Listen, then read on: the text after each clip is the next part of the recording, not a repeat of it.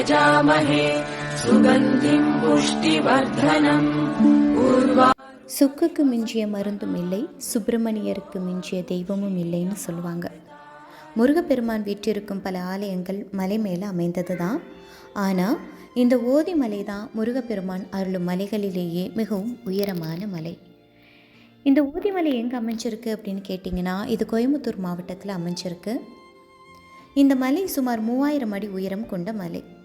இந்த மலையில் ஏறி முருகப்பெருமானை தரிசனம் செய்ய நாம் 1880 படிகளை கடந்து போகணும்.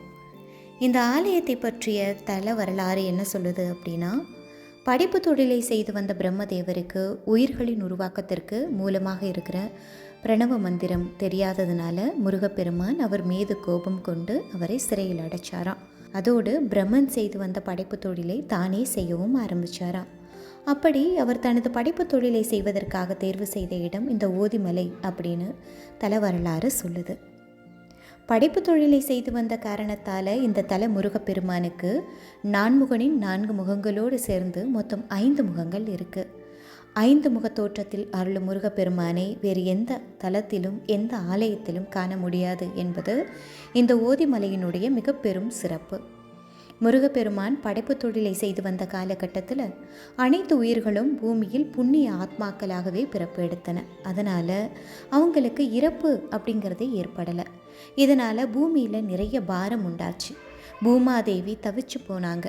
பிறப்பும் இறப்பும் சமமாக இருந்தாலும் தானே உலக இயக்க முறையாக இருக்கும் அப்படிங்கிறது நியதி. எனவே தேவர்கள் அனைவரும் சென்று இது பற்றி சிவபெருமானிடம் முறையிட்டாங்க. அவரும் முருகப்பெருமானை சந்தித்து பிரம்மதேவனை சிறையில் இருந்து விடுவித்து படைப்பு தொழிலை அவரிடமே ஒப்படைக்கும்படி கேட்டுக்கொண்டார். சுவாமி மலையில் சிவபெருமானுக்கு பிரணவ மந்திரத்தோட பொருளை சிவபெருமான் எப்படி போதிச்சாரோ, இந்த தலத்தில் வேத ஆகம விதிகளை சிவபெருமானுக்கு உபதேசம் செய்ததாக சொல்லப்படுது. அதனால தான் ஓதிய மலை அப்படின்னு பொருள்படும்படி ஓதிமலை அப்படின்னு பெயர் வந்ததாக சொல்லப்படுது. பிரம்மதேவனை சிறையில் அடைத்த இடம் இரும்பறை என்று அழைக்கப்படுது. அது இந்த ஓதிமலைக்கு அருகிலேயே இருக்குது. இரும்பறை என்பது மருவி இப்போது இரும்புரை அப்படின்னு அழைக்கப்படுது.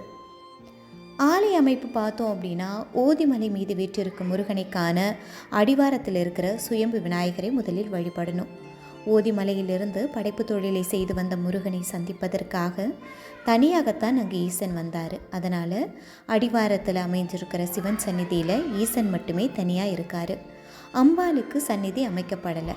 ஆனால் மலையின் மேல் பகுதியில் காசி விஸ்வநாதர், காசி விசாலாட்சி ஆகியோர் தனித்தனி சந்நிதிகளில் பக்தர்களுக்கு அருள் பாலிக்கிறாங்க. எந்த ஒரு தொழிலையும் புதிதாக தொடங்குவதற்கு முன்னாடி இந்த தல முருகனிடம் பூ வைத்து உத்தரவு கேட்டு செல்வது வழக்கமாக இருக்குது. தொழில் மட்டுமல்லாமல் வீட்டில் சுப நிகழ்ச்சிகள் செய்வதாக இருந்தாலும் பூ போட்டு கேட்கும் பழக்கம் இந்த பகுதி மக்களிடம் மட்டும் இல்லை, எல்லார்கிட்டையும் இருக்குது. கல்வியில் நல்ல முன்னேற்றம் அடைகிறதுக்காக இந்த தல முருகப்பெருமான்கிட்ட வேண்டிக்கலாம். இந்த ஆலயத்தில் சஷ்டி கிருத்திகை தினங்களில் சிறப்பு பூஜைகள் செய்யப்படுது. அதே போல் திங்கள் வெள்ளி அமாவாசை நாட்களிலும் வழிபாடுகள் நடைபெறுது. இது போன்ற விசேஷ தினங்களில் மட்டும் காலை 11 மணி முதல் மாலை 6 மணி வரை ஆலயம் திறந்திருக்கும். மற்ற நாட்களில் ஆலயத்தை தொடர்பு கொண்டு முன்பதிவு செய்துவிட்டு செல்வது தான் சிறப்பு. புளியம்பட்டி போயிட்டு அங்கிருந்து 10 கிலோமீட்டர் தூரத்தில் இருக்கிற ஓதிமலை முருகன் கோவிலுக்கு போகலாம்.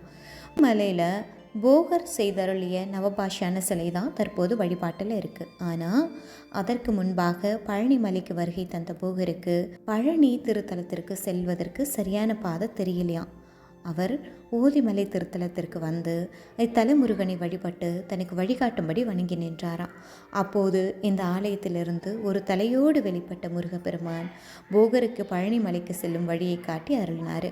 அப்படி வழிகாட்டிய அந்த முருகப்பெருமான் ஓதிமலையிலிருந்து சற்று தூரத்தில் உள்ள குமாரபாளையம் நாகநாதேஸ்வரர் கோவிலில் வீற்றிருக்கிறார். ஆதி காலத்தில் ஓதிமலை முருகர் 6 முகங்களோடு காட்சியளித்ததாகவும் சித்தர் போகருக்கு வழிகாட்டுவதற்காக ஒரு முகத்தோடு சென்று குமாரபாளையத்தில் அமர்ந்து விட்டதால் ஓதிமலையில் 5 முகத்தோடு காட்சியளிப்பதாகவும் ஒரு கதை சொல்லப்படுது. இப்படி மிக சிறப்பு பெற்றதாக ஓதிமலை அமைஞ்சிருக்கு. ஓதிமலையானது திருப்புகழ் பாடலில் ஊதிமலை அப்படின்னு குறிப்பிடப்பட்டிருக்கு. இது மாதிரி ஆன்மீக தகவல்களுக்கு மறக்காமல் இந்த சேனலை லைக் பண்ணுங்கள், ஷேர் பண்ணுங்கள், சப்ஸ்கிரைப் பண்ணுங்கள்.